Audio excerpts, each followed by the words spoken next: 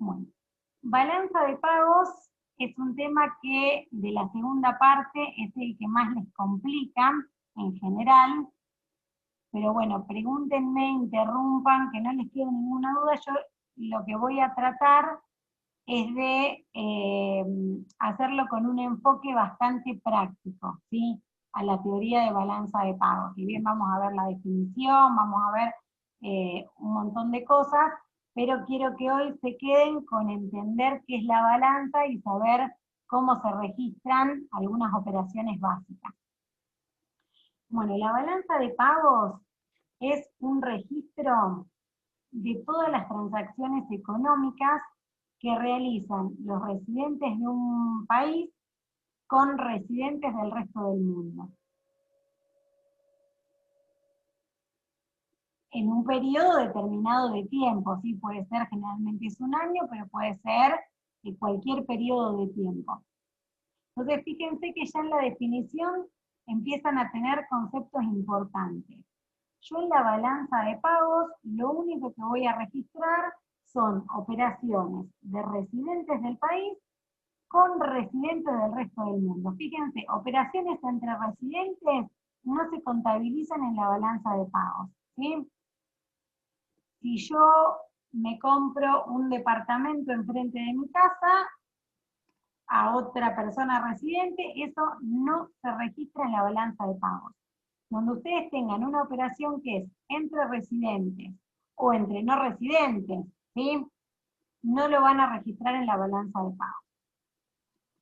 Acá es importante cuál es el concepto de residencia, ¿sí? ¿A quién vamos a considerar residente para ver si contabilizamos o no? El concepto de residencia, dependiendo de los países, por ahí es un poco subjetivo, se toman parámetros diferentes, pero básicamente lo que es importante es que no confundan residencia con nacionalidad, ¿sí? Que generalmente se confunden bastante con eso, ¿sí? Acá no interesa la nacionalidad de las personas o de las empresas, ¿sí? El origen de los capitales de las empresas. ¿Por qué digo esto? Porque vamos a suponer que hay una persona que es estadounidense, que hace 10 años que vive en el país, trabaja acá, tiene o sea, todo acá. Entonces, esa persona, si bien es de otra nacionalidad, se considera residente en el país, ¿sí? Porque tiene su centro principal de actividades y de vivienda y demás en el país. Entonces, esa persona, independientemente de su nacionalidad, se considera residente local. Con lo cual, cualquier operación que esta persona realice con el resto del mundo, lo vamos a contabilizar en nuestra balanza de pagos. Y acá también es importante distinguir entre lo que son las personas humanas o personas físicas y las empresas, ¿sí? En general, en las personas se considera que si pasa más de 6 meses en el país y tiene su vivienda permanente y demás en el país, salvo casos especiales de cónsules y algunos funcionarios diplomáticos y demás, pero se considera que son residentes en nuestro país. ¿Esto qué significa? Que si viene un turista 15 días de vacaciones, es no residente, ¿sí? No tiene su vivienda, su trabajo, o sea, todas sus cosas en el país. Si una persona que ya tiene su asiento principal de actividades en nuestro país, así no fuera de origen nacional. Y en el caso de las empresas, o sea, una sociedad anónima, una sociedad de responsabilidad limitada, se va con, por ejemplo, puede haber, vamos a ver con un ejemplo, McDonald's, ¿sí? McDonald's, o sea, los fondos de capital y la casa matriz está en el extranjero, pero en Buenos Aires está lleno de locales de McDonald's que venden hamburguesas, cobran dinero, alquilan un local, pagan la luz, envían sus utilidades a su casa matriz o las reinvierten o demás, ¿sí? Entonces, independientemente del origen, del capital que dio origen a esa empresa, cuando las sucursales de Buenos Aires que están radicadas físicamente en nuestro territorio, pagan luz, gas, contratan trabajadores, esas sucursales se consideran residentes. Entonces, todas las operaciones que hagan las sucursales de McDonald's con el resto del mundo las vamos a registrar. O sea, si en el ejercicio nos dicen las sucursales de McDonald's radicadas en Argentina remiten utilidades a su casa matriz por tantos millones de dólares, esa operación la vamos a registrar, ¿sí? Porque esa empresa tiene su asiento principal de actividades en el país. Tiene un local en el país, tiene trabajadores en el país, paga luz, gas y vende sus productos en nuestro país, ¿sí? Entonces, eso es fundamental porque ahí nos da la pauta si determinada operación la registramos o no. La unidad monetaria de registración, justamente como son operaciones internacionales, la balanza de pagos de cada economía refleja sus transacciones económicas con el resto del mundo, se contabiliza en dólares, ¿sí? Todas las operaciones que vamos a registrar, como son operaciones con el resto del mundo, si nosotros, por ejemplo, nos compramos un departamento en Miami, es muy poco probable que nos acepten nuestros pesos argentinos, ¿sí? Tendremos que hacer la conversión, lo que sea, y pagar en dólares, ¿sí? Lo mismo en cualquier otra economía porque es una de las monedas más fuertes y las transacciones en general se hacen en dólares. Entonces, la unidad monetaria de registración va a ser esa moneda. El método de registración que vamos a utilizar es la partida doble.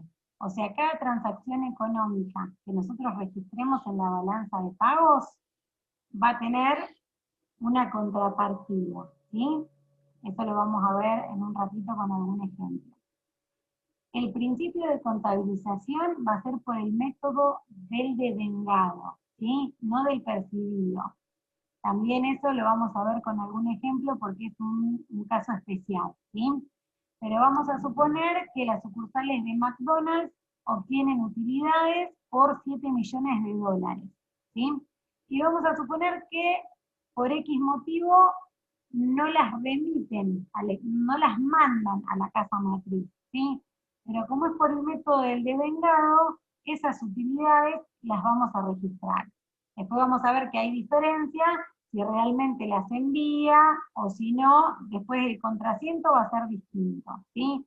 Pero en utilidades vamos a registrar el importe de las utilidades devengadas.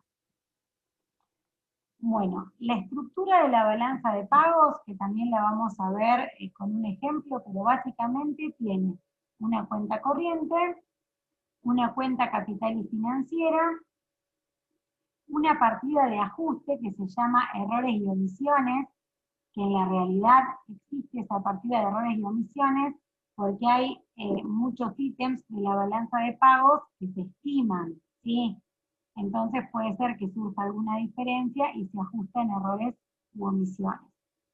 Y después también va a surgir por diferencia la variación de reservas internacionales o de activos de reserva, pero que lo vamos a ver en un ratito más en detenimiento para que lo puedan comprender mejor. Bueno, vamos a ir, porque si no por ahí voy con mucha teoría y quiero que por ahí lo vayan viendo.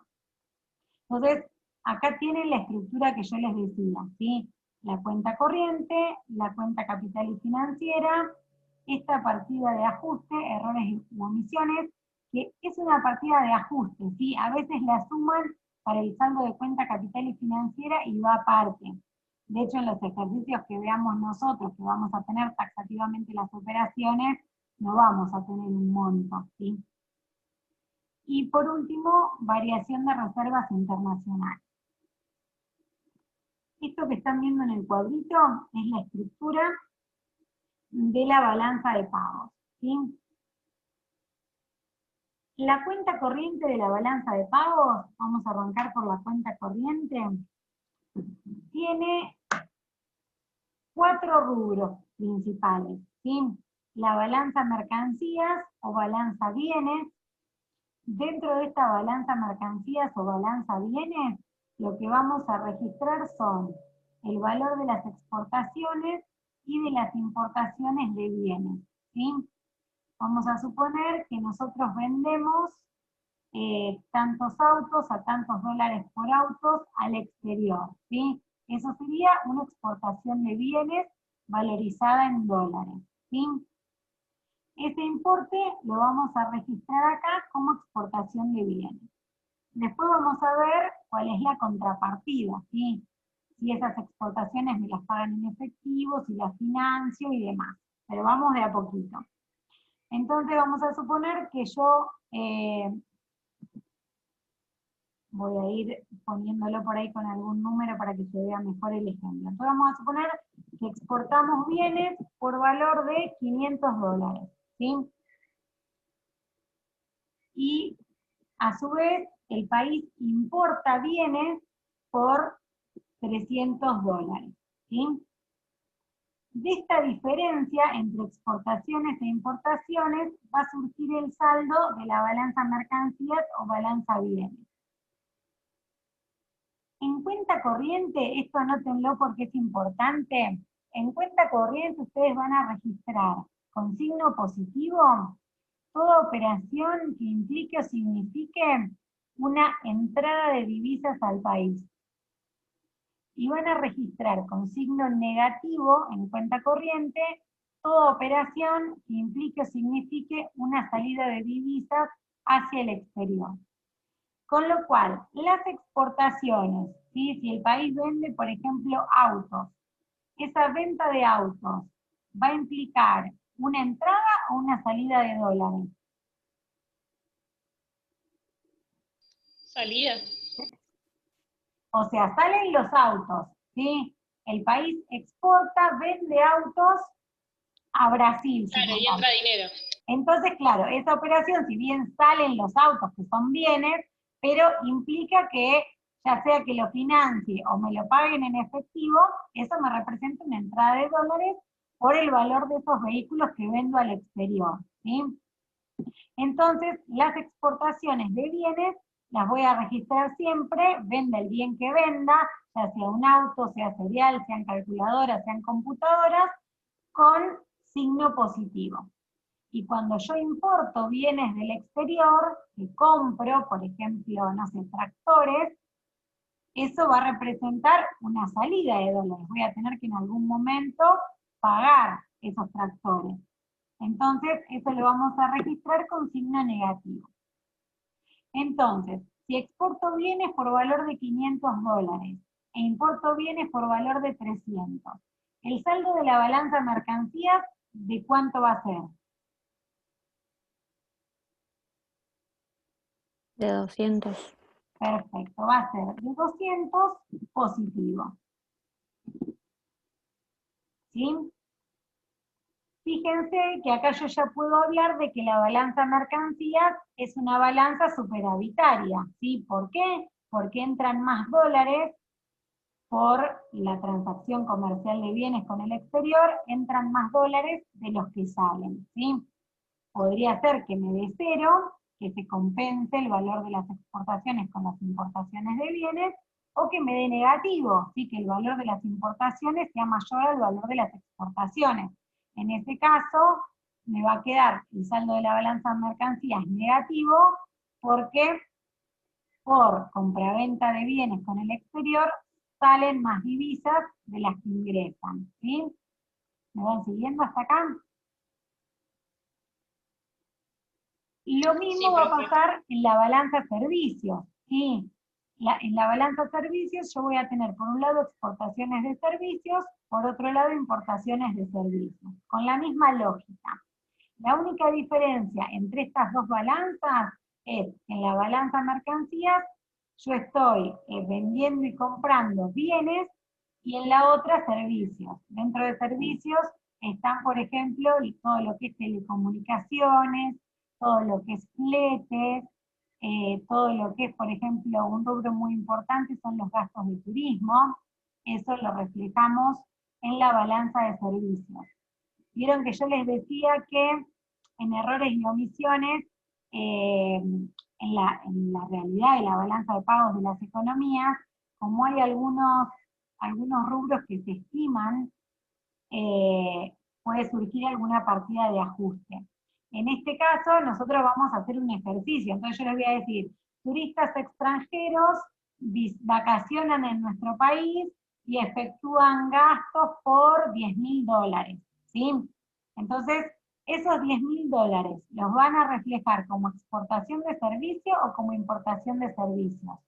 Si turistas extranjeros vacacionan en el país y gastan $10.000. Exportaciones. Perfecto. Lo ponemos en exportación de servicios. Y lo que argentinos que vacacionan, o residentes, mejor dicho, en el país que vacacionan en el exterior, gastan en el resto del mundo, va a ser importación de servicios, ¿sí? De ahí que el saldo pueda ser también superavitario, deficitario o que se compense. ¿Qué pasa? En la vida real, nosotros no vamos de vacaciones a Brasil y nos ponen un chip para saber cuánto gastamos en el kiosco, cuánto gastamos en la playa para comprar el choclo o lo que sea, ¿sí? O lo mismo si vamos a Europa o a cualquier lado. En general hay estimaciones que, por ejemplo, el turista argentino en promedio gasta por día en Europa $100, ¿sí? Entonces se hacen estimaciones y lógicamente puede ser que después surja alguna diferencia, porque otra cosa que vamos a ver en un ratito es que el saldo del ABP es igual a 0, ¿sí? Por eso es que a veces surge esta partida de ajuste. Que nosotros ese problema no lo vamos a tener porque vamos a tener los datos específicos, ¿sí? Bien, balanza mercancías y balanza servicios. Hasta acá tenemos esto. Después tenemos otro tercer rubro, que es el rubro de rentas, y dentro de rentas tenemos rentas de la inversión y otras rentas. Dentro de rentas de la inversión, siempre, obviamente yo lo repito, pero siempre son transacciones entre residentes locales y no residentes. Dentro de rentas de la inversión tenemos intereses y tenemos utilidades y dividendos. Lógicamente, dentro de intereses, vamos a reflejar los intereses devengados, porque, por ejemplo, el país efectuó un préstamo a un no residente y eso devengó X cantidad de intereses. O nuestro país tomó un préstamo del Fondo Monetario Internacional y se devengaron intereses por tantos dólares, ¿sí? Y ojo que acá en la cuenta corriente, lo único que vamos a poner dentro de rentas y dentro de rentas de la inversión son los intereses, ¿sí? No el valor del capital del préstamo. Eso lo vamos a registrar en cuenta capital y financiera, ¿sí? Acá van solamente los intereses devengados por préstamos recibidos o dados de no residentes o a no residentes, con lo cual acá en intereses podrían sacar dos flechitas, ¿sí? Intereses pagados o perdidos o intereses cobrados o ganados, ¿sí? Siempre recuerden que va por método de devengado, lo que vamos a registrar acá en rentas de la inversión. Ahí también, una vez que registran los intereses cedidos y los intereses ganados, puede ser que el rubro intereses les quede positivo, negativo o nulo. Lo mismo con utilidades y dividendos, ¿sí? Siempre son utilidades de una empresa residente que es propiedad de un no residente, o de una inversión que hace algún residente en una empresa extranjera y por eso se le devengan utilidades. O sea que en utilidades y dividendos también van a tener utilidades y dividendos ganados, utilidades y dividendos cedidos, y de ahí les va a dar el saldo de utilidades y dividendos. Vamos a suponer que tienen que el global de intereses les da, vamos a suponer, 10 positivo, y en utilidades y dividendos les da negativo en 5. ¿Cuál sería el saldo de rentas de la inversión?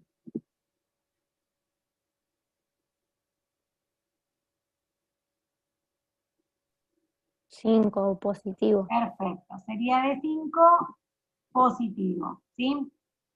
Y después tenemos otras rentas, que un ejemplo podría ser, no sé, nosotros vamos a dar esta clase a la Universidad de Harvard, ¿sí? Y nos pagan por esa clase $1000, ¿sí? Entonces, ese honorario iría en otras rentas. En este caso, esos $1000 serían positivos o negativos. ¿Implican una entrada de divisas al país o una salida? Una entrada. Perfecto. Esos 1000 van positivos en otras rentas, o cualquier otro tipo de renta. Cualquier otro tipo de rentas que no sean interés, ni utilidad y dividendos, va directo en otras rentas. Implica una entrada de divisas, la registra con signo positivo, implica una salida de divisas con signo negativo.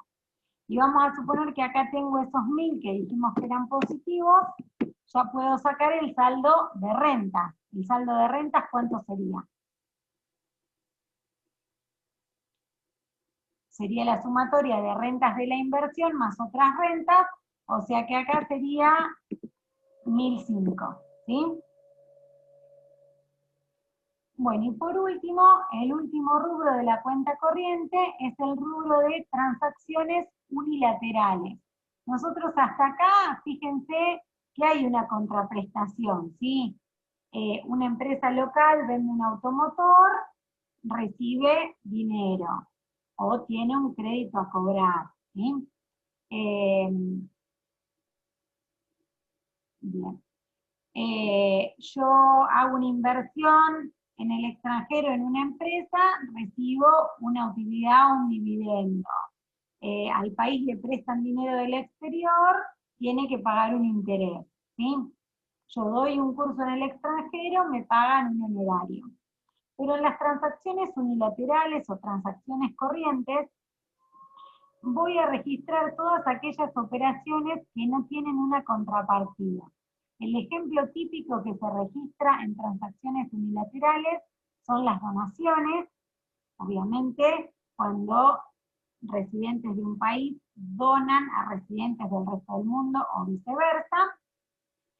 Y el otro ejemplo típico son las jubilaciones y pensiones, ¿sí? Puede haber abuelos que vivieron toda su vida en su país de origen y después se vinieron a radicar, por ejemplo, no sé, eran españoles y se vinieron a vivir a Argentina hace algunos años. Entonces reciben una jubilación o una pensión de España, pero ellos hoy por hoy son residentes porque compraron su casa acá, o sea, tienen su centro principal de vivienda y de actividades en el país. Entonces, esa remuneración, esa jubilación, que es diferente de lo que yo les decía que vemos en otras rentas, porque en otras rentas yo voy, doy una clase y me pagan. Acá, en el periodo para el que yo estoy haciendo la balanza de pagos, pagan una pensión o una jubilación del resto del mundo porque esa persona trabajó X cantidad de años, ¿sí? Pero en ese periodo no tiene contraprestación, ¿sí? Es una transferencia. En el periodo recibió tantos dólares de jubilación y no hubo ninguna contraprestación en el periodo. Lo mismo con las donaciones, ¿sí? Por supuesto que una jubilación que pagan de España a un abuelo residente en el país, la reflejo con signo positivo o negativo.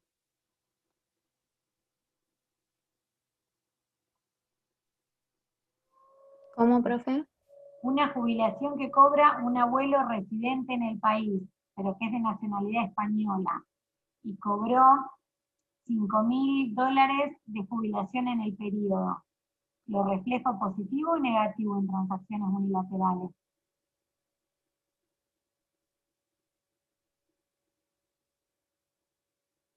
Eso implica una entrada de divisas al país o una salida.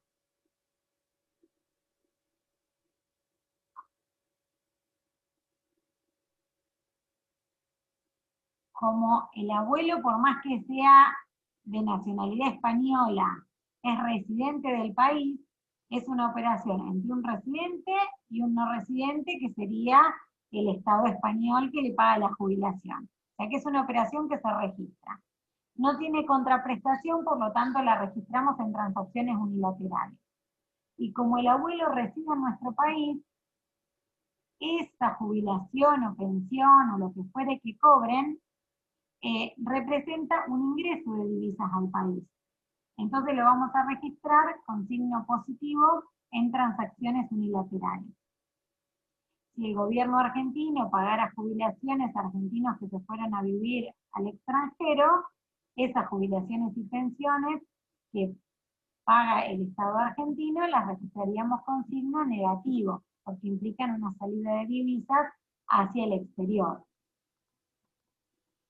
Y una vez que ya registramos todas las operaciones por cuenta corriente, el saldo de cuenta corriente surge de sumar el saldo de balanzas mercancías, más el saldo de la balanza de servicios, más el saldo de rentas, más el saldo de las transacciones unilaterales.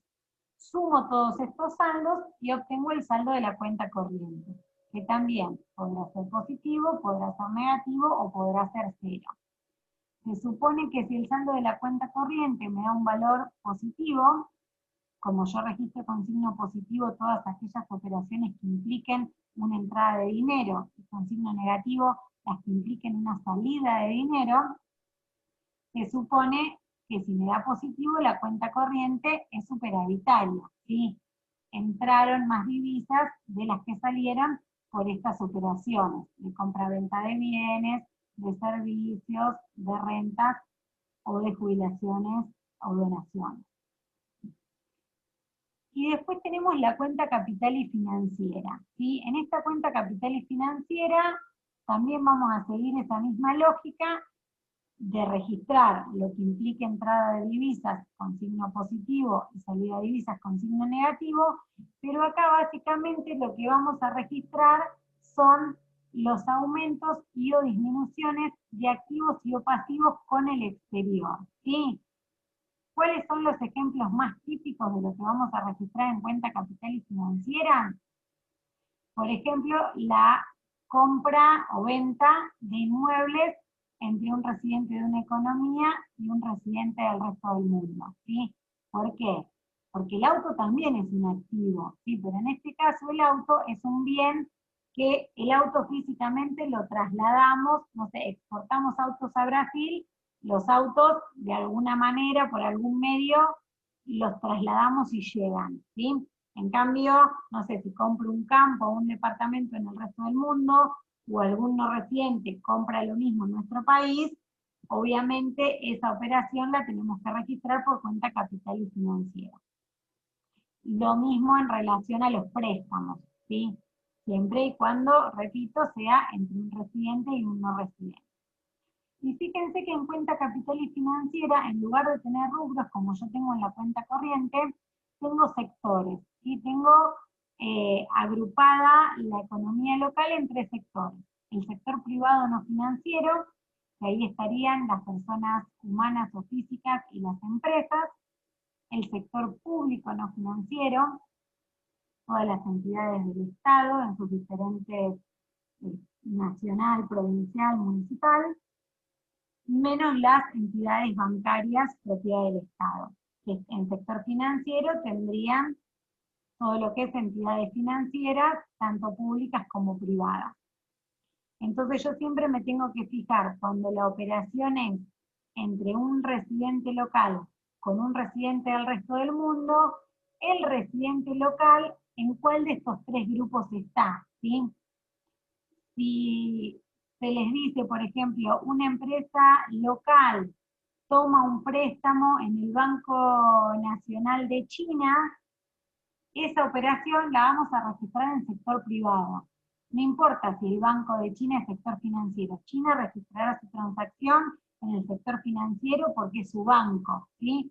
Nosotros vamos a registrar según nuestro factor residente, ¿sí? Que en este caso es una empresa y forma parte del sector privado, ¿sí? Algo también, esto anótenlo que es importante. Nosotros vamos a registrar en cuenta capital y financiera, dijimos, todo aumento o disminución de activos y o pasivos con el exterior. Entonces, cuando la operación que nosotros vamos a registrar implique un aumento de pasivos con el exterior, se aumenta mi deuda con el exterior, o disminuyen los activos en relación al exterior, ¿sí?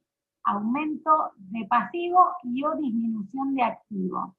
¿Eso les parece que lo vamos a registrar con signo positivo o negativo en el sector que corresponda? ¿Pero positivo o negativo? Negativo. Bien, vamos a pensarlo con un ejemplo. A ver, vamos a suponer que una empresa local pide un préstamo al Banco Nacional de China. Esto sería un aumento de pasivo con el exterior, ¿sí? Porque esa empresa local se endeuda y tiene una obligación de pago al Banco Nacional de China. ¿Eso qué me implica? Si bien es malo, y va malo o no, depende para qué use los fondos, pero me va a implicar una entrada de dólares al país o una salida de dólares al país. Ah, una entrada. Entonces, todo aumento de pasivo y Claro. o disminución de activo va con signo positivo registrado en cuenta capital y financiera. Siempre lo que hacen es lo inverso. Como es una deuda, lo ponen con el signo al revés y después les da toda la balanza, lo contrario a lo que les tiene que dar, ¿sí? Por eso es importante que lo puedan entender y analizar. Si bien es un aumento de pasivos, aumenta la deuda, pero eso me implica un ingreso de divisas porque el Banco Nacional de China me va a mandar el monto